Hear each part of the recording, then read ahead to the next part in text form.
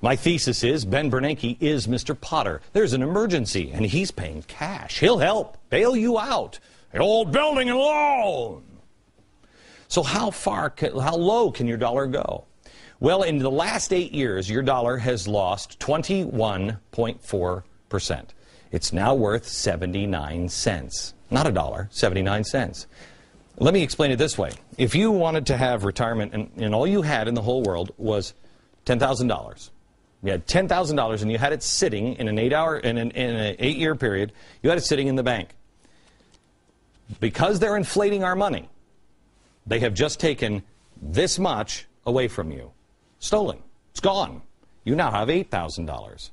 Mr. Potter has taken $2,000 of your hard-earned money. And where did it go? To the bank. You need to understand, the stock market goes up with quantitative easing. Why?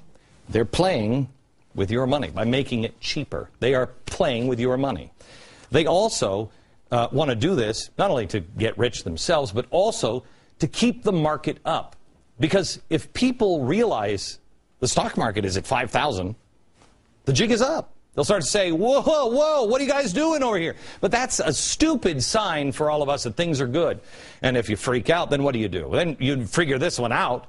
What do? You start buying gold. Yeah. I told you to be prepared. Oh, geez, how many years ago? Be prepared. Told you to buy gold. I was called nuts, a fearmonger, everything else. New York Times got in on that one. Oh, I was horrible. Look at the front page of the New York Times today. What's it say?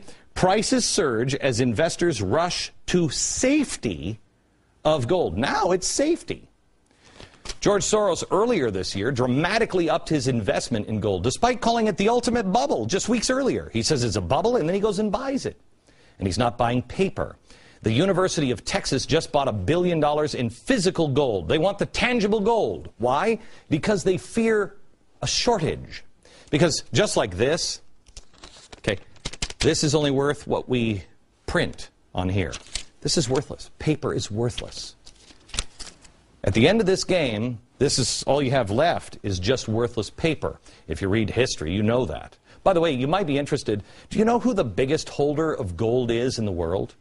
Coming in at number 3 is the International Monetary Fund, basket of currencies. Number 2 is Germany. Number 1, the United States of America. But is that really true? I mean, I'm assuming it is, but who's holding it? You might think that it's at Fort Knox. I think it is, but I'm not sure. Ron Paul and Jason Chaffetz, among others, have demanded to see the gold at Fort Knox, but the congressmen, they're not showing the gold at Fort Knox. Government won't show it. I guess we're on the trust system. Do you trust the government? I'll tell you where a lot of gold is, the Federal Reserve. 22% of all of the world's gold holdings is in the basement in Lower Manhattan, 80 feet below street level and 50 feet below sea level. You're told not to buy gold. They have 22% of the gold. They keep making your dollar worth less and telling you not to do it. Not to, what is it the New York Times says? Rush to the safety of gold. Wants to help, willing to bail things out. Citizens lose because of help. The goal is to get control of the town, to make it Potterville.